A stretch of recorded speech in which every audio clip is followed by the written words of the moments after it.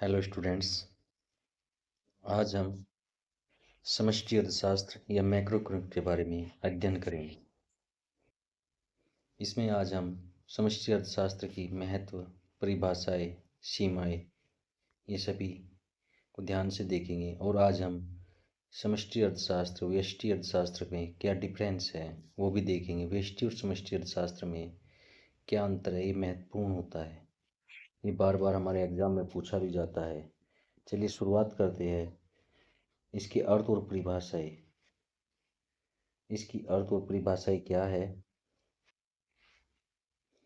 व्यापक अर्थशास्त्र आर्थिक अध्ययन के विश्लेषण का दूसरा महत्वपूर्ण पक्ष है। इसके अंतर्गत हम उन विशाल समूहों, माध्यमों, इकाइयों का अध्ययन करते हैं जिनका संबंध संपूर्ण अर्थव्यवस्था से होता है। यह अर्थव्यवस्था की किसी एक इकाई का नहीं बल्कि सभी इकाइयों का आर्थिक व्यवहार का अध्ययन करता है, जैसे कुल रोजगार, कुल आय, कुल उत्पादन, कुल विनियोग, कुल बचत, कुल उपभोग, कुल पूर्ति, कुल मांग, सामान्य मूल्य स्तर आदि। दूसरे शब्दों में कहे कि शब्दों में व्यापक अर्थशास्त्र में हम व्यापक आर्थिक क्रियाओं का उनके समूहों के रूप में अध्ययन करते हैं तथा विभिन्न समूहों के बीच उनके अंतर संबंधों, उनके निर्धारण तथा उनमें होने वाले उच्चावचनों के कारणों की जांच करते हैं। व्यापक अर्थशास्त्र में हम व्यापक आर्थिक क्रियाओं का उनके सामूहिक रूप से अध्ययन करते हैं तथा विभिन्न समूहों के बीच उनके अंतर संबंधों, उनके निर्धारण, उनमें होने वाले उच्चावचनों के कारण की जांच करते हैं। कुछ अर्थशास्त्रियों ने अर्थशास्त्र की विभिन्न परिभाषाएं दी। बोल्डिंग मोदिया ने क्या बदला है? व्यापक अर्थशास्त्र व्यक्तिगत मात्राओं का अध्ययन नहीं करता बल्कि इन मात्राओं के समूह का अध्ययन करता है। व्यक्तिगत आयों का नहीं अपितु राष्ट्रीय आय का, व्यक्तिगत कीमतों का नहीं बल्कि सामान्य कीमत स्तर का, उत्पादन व्यक्तिगत उत्पादन का नहीं बल्कि राष्ट्रीय उत्पादक का। अपनी दूसरी पुस्तक में प्रोफेसर बोल्डिंग ने व्यापक अर्थशास्त्र को इस प्रकार परिभाषित किया है कि व्यापक अर्थशास्त्र विषय का वह भाग है जो समग्र अर्थव्यवस्था के विशाल समूह तथा औसतों का अध्ययन करता है, उसकी व्यक्तिगत इकाइयों का नहीं बल्कि इन समूहों का उपयोगी ढंग से परिभाषित करके उनके परस्पर संबंधों की जांच का प्रयत्न करते हैं। हमारे दूसरे अर्थशास्त्री प्रोफेसर गार्डनर एकले लिखते हैं, व्यापक अर्थशास्त्र आर्थिक मामलों का उनके वृहद रूप में अध्ययन करता है। इसका संबंध आर्थिक जीवन के पूर्ण रूपेण आयामों से। व्यापक अर्थशास्त्र के विषय को अधिक स्पष्ट करते हुए प्रोफेसर एकले लिखते हैं, व्यापक अर्थशास्त्र का संबंध ऐसे चर मूल्यों से है जैसे अर्थशास्त्र में उत्पादन की कुल मात्रा, साधनों का उपयोग की जाने की सीमा, राष्ट्रीय आय का आकार, सामान्यतः कीमत स्तर। चूंकि व्यापक अर्थशास्त्र में अर्थशास्त्र के सामूहिक अध्ययन की सुविधा प्रदान करता है, इसे योगात्मक अर्थशास्त्र भी कहते हैं। क्या कहते हैं? योगात्मक अर्थशास्त्र में चूंकि कुल आय, राष्ट्रीय आय तथा कुल रोजगार का अध्ययन व्यापक अर्थशास्त्र में केंद्रीय स्थान रखता है, इसलिए व्यापक अर्थशास्त्र को आय व रोजगार तथा राष्ट्रीय आय विश्लेषण भी कहते हैं। देखो, व्यापक अर्थशास्त्र में समूहों का अध्ययन किया जाता है, इकाइयों का अध्ययन समष्टि अर्थशास्त्र माइक्रो इकोनॉमिक्स में किया जाता है। कभी कभी एक नंबर में पूछ लेता है ये। प्रोफेसर शुल्ज क्या कहते हैं? व्यापक अर्थशास्त्र का मुख्य यंत्र राष्ट्रीय आय विश्लेषण है। व्यापक अर्थशास्त्र के अंतर्गत निम्नलिखित सिद्धांत भी सम्मिलित किए जाते हैं। कौन कौन से? आय, उत्पादन तथा रोजगार का सिद्धांत किसके अंतर्गत आता है? वो समष्टि अर्थशास्त्र व्यापक अर्थशास्त्र के अंतर्गत आता है। इसके दो अंग होते हैं, दो पार्ट। उपभोग क्रिया का सिद्धांत, निवेश क्रिया का सिद्धांत। व्यापार चक्र का सिद्धांत भी आय, उत्पादन एवं रोजगार का सिद्धांत का एक अविच्छिन्न भाग है। कीमत सिद्धांत, कीमत सिद्धांत में क्या आता है? इसमें स्फीति, अपस्फीति, प्रत्यस्फीति के उप सिद्धांत भी इन्फ्लेशन, डिफ्लेशन, रिफ्लेशन, ये सभी कीमतों के सिद्धांत के अंतर्गत आते हैं। आर्थिक विकास का सिद्धांत, यह सिद्धांत विकसित तथा अल्पविकसित देशों में आय, उत्पादन तथा रोजगार की दीर्घकालीन वृद्धि पर लागू होता है। नेक्स्ट है वितरण के समष्टिकारक सिद्धांत। यह सिद्धांत कुल राष्ट्रीय आय, मजदूरियों एवं लाभों के सापेक्ष अंशों का अध्ययन करता है। अब है हम व्यापक अर्थशास्त्र के महत्व, मैक्रो इकोनॉमिक्स के जो महत्व है अब हमें भी पढ़ते हैं। व्यापक अर्थशास्त्र का अध्ययन संपूर्ण अर्थव्यवस्था के कार्यकरण को समझने के लिए उपयोगी है। यह कुछ ऐसे महत्वपूर्ण विषयों जैसे बेरोजगारी, मुद्रास्फीति, करारोपण, भीषण मंदी, संतुलित असंतुलित बजट, राजकोषीय हस्तक्षेप की आवश्यकता एवं औचित्यों पर व्यापक रूप में प्रकाश डालती है। इस विधि का महत्व को निम्न आधारों पर स्पष्ट किया जा सकता है। जो इसके महत्व है, पहला महत्व होगा इसका संपूर्ण अर्थव्यवस्था के कार्यकारण को समझने में सहायक। आधुनिक अर्थव्यवस्था जटिल है, इसमें आर्थिक तत्व एक दूसरे से घनिष्ठ रूप से संबंधित होते हैं। इनका एक साथ अध्ययन करने पर ही संपूर्ण अर्थव्यवस्था के संगठन तथा संचालन की सही जानकारी प्राप्त हो सकती है।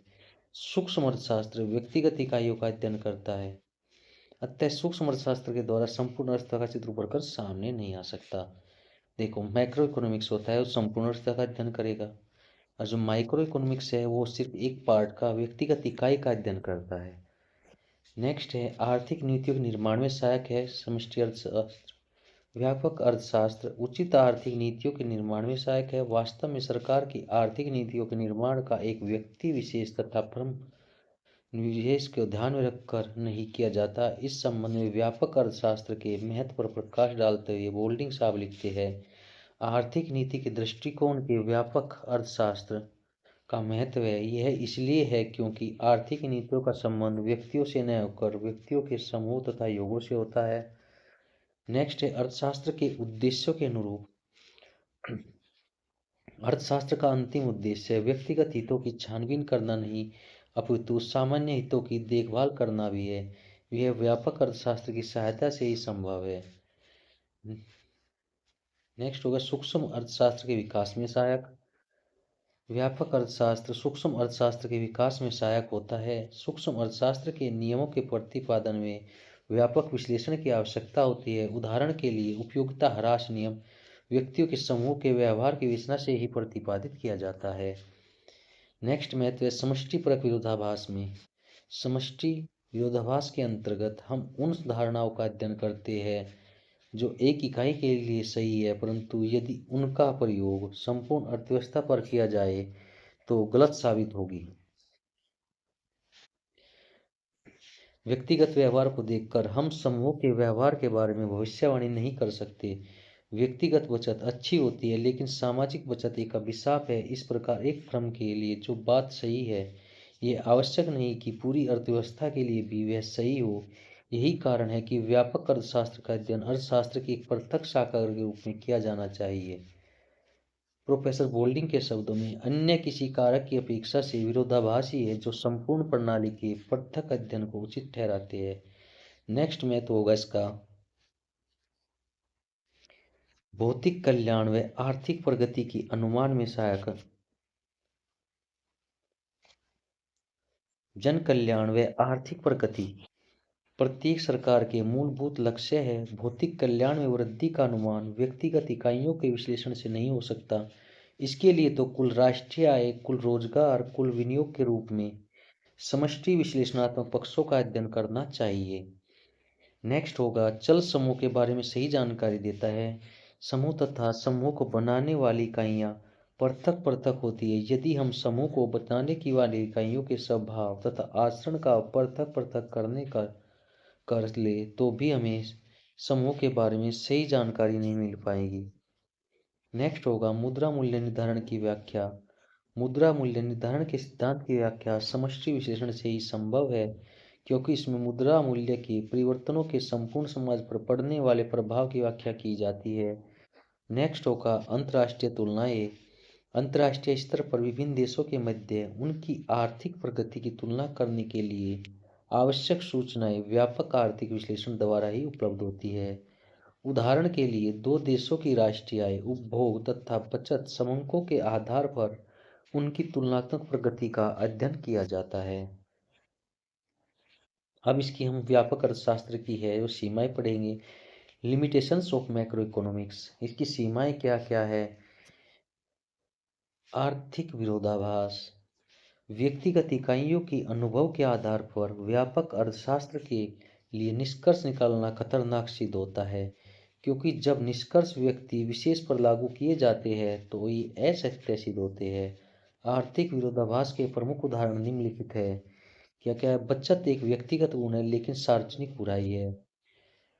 एक व्यक्ति के पास मुद्रा की मात्रा का बढ़ना लाभदायक है, लेकिन समाज में मुद्रा की मात्रा का बढ़ना बिना उत्पादन में वृद्धि किए हानिकारक है, क्योंकि इससे मुद्रास्फीति की स्थिति उत्पन्न हो जाएगी।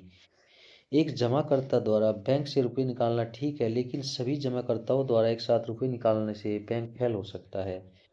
पीगू के अनुसार एक उद्योग में मजदूरी कम कर देने से रोजगार में वृद्धि की जा सकती है, लेकिन व्यापक विश्लेषण के अनुसार मजदूरी में कमी बेरोजगारी को जन्म देती है। समूह के आंतरिक संरचना की उपेक्षा की है। व्यापक आर्थिक विश्लेषण इस निराधार मान्यता पर आधारित है कि सभी समूह का आंतरिक संरचना एक सी है। व्यवहार में सभी में समूहों की आंतरिक संरचना में अंतर हो सकता है। ऐसा होना निष्कर्ष गलत हो जाएंगे। इसे निम्न उदाहरणों द्वारा स्पष्ट किया जा सकता है।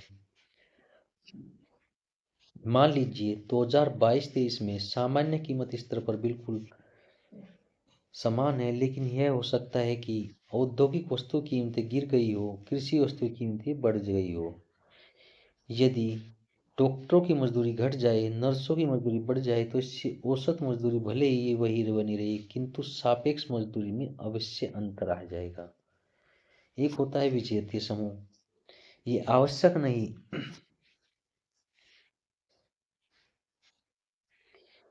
आवश्यक नहीं जिस समूह का अध्ययन किया जा रहा है वह सजातीय इकाइयों से बना हो। यदि समूह की रचना विजातीय इकाइयों के आधार पर हुई तो ऐसी समूह से ही सही निष्कर्ष नहीं निकलेंगे। बोल्डिंग ने निम्न उदाहरणों द्वारा इसे स्पष्ट किया है। 8 सेब प्लस 9 सेब बराबर 17 सेब, ये हो गया एक सार्थक समूह। 8 सेब 9 संतरे, ये 17 फल, यह भी एक सीमा तक सार्थक समूह की दोनों फ्रूट है। एक हो गया 9 8 सेब 9 भवन, यह एक निरर्थक समूह है, ये कोई समूह नहीं है। अर्थशास्त्र में विजातीय समूह का ही अध्ययन किया जाता है। अब देखो, अर्थशास्त्र में सिर्फ एक ही समूह जो एक ही जाति की है उन्हीं का अध्ययन किया जाता है। प्रोफेसर बोल्डिंग मुद्दे क्या कहते हैं? व्यापक अर्थशास्त्र जिन घटकों से निर्मित होता है वे अरुचिपूर्ण एवं महत्वहीन हो सकते हैं। उनको रुचिकर बनाने के लिए ये आवश्यक है कि वे कार्यात्मक रूप से परस्पर संबंधित हो, लेकिन ऐसा सदैव हो नहीं पाता। अव्यावहारिकता होती है। व्यापक अर्थशास्त्र के संबंधित संपूर्ण विश्लेषण अधिकतर ऐसे सैद्धांतिक मॉडलों का निर्माण करता है जिनका नीति के निर्धारण में व्यावहारिक लाभ बहुत ही कम होता है। इसके अतिरिक्त यह विश्लेषण विधि अत्यधिक जटिल है। व्यापक विश्लेषण के निष्कर्षों का देश के सभी क्षेत्रों में समान प्रभाव न पड़ना। व्यापक विश्लेषण के निष्कर्षों का देश के सभी क्षेत्रों पर समान प्रभाव नहीं पड़ता। उदाहरण के लिए, कीमत स्तर पर होने वाली वृद्धि समाज के सभी वर्गों पर समान प्रभाव नहीं डालती। इसका समाज के कुछ वर्गों पर अधिक व समाज के अन्य वर्गों पर कम प्रभाव पड़ता है। इस प्रकार राष्ट्रीय आय में वृद्धि से यह आशय नहीं कि प्रत्येक व्यक्ति की आय में वृद्धि हो गई हो। नेक्स्ट होगा माप तथा वर्गीकरण की कठिनाई।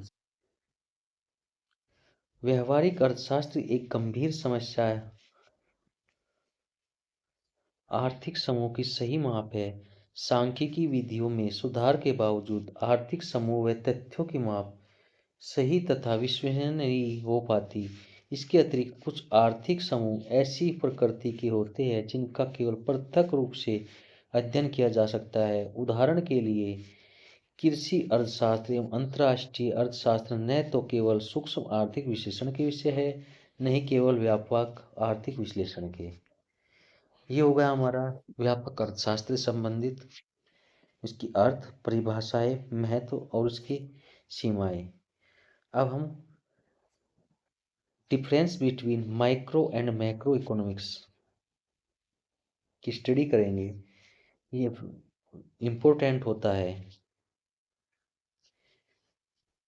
इसको अच्छे से देखें।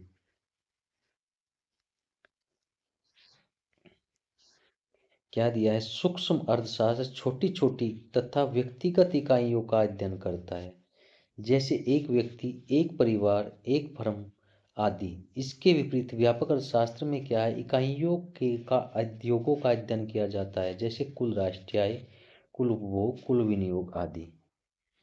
नेक्स्ट होगा व्यापक अर्थशास्त्र पूरे समग्र अर्थात अर्थव्यवस्था का अध्ययन करता है, जबकि सूक्ष्म अर्थशास्त्र इस समग्र के एक अंश का अध्ययन करता है। नेक्स्ट होगा व्यापक अर्थशास्त्र का आधार योग करने की क्रिया है, जबकि सूक्ष्म अर्थशास्त्र का आधार योग के टुकड़ों में तोड़ने की क्रिया है।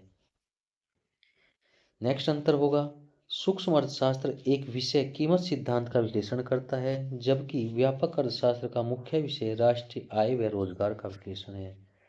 नेक्स्ट होगा व्यापक अर्थशास्त्र का माध्यम विभिन्न मात्राओं का योग, जबकि सूक्ष्म अर्थशास्त्र का माध्यम अन्य बातें समान रहती है। नेक्स्ट अंतर होगा सूक्ष्म अर्थशास्त्र रोजगार, उत्पादन तथा व्यय के वितरण को अर्थव्यवस्था के विभिन्न क्षेत्रों के बीच स्थिर मानता है, जबकि व्यापक अर्थशास्त्र इन्हें प्राविधिक मानता है। नेक्स्ट और लास्ट अंतर होगा हमारा सूक्ष्म अर्थशास्त्र सामान्य कीमत स्तर को स्थिर मानते हुए वस्तु के सापेक्ष मूल्य को परिवर्तनशील मानता है, जबकि व्यापक अर्थशास्त्र सापेक्ष मूल्य को स्थिर मानते हुए सामान्य कीमत स्तर को परिवर्तनशील मानता है। ये हो गया आपका मैक्रो इकोनॉमिक्स है वी माइक्रो इकोनॉमिक्स। ये अति ही महत्वपूर्ण क्वेश्चन थे जो एग्जाम में बार बार पूछे जाते हैं, इसलिए इन्हें अच्छे से नोट कीजिए। धन्यवाद।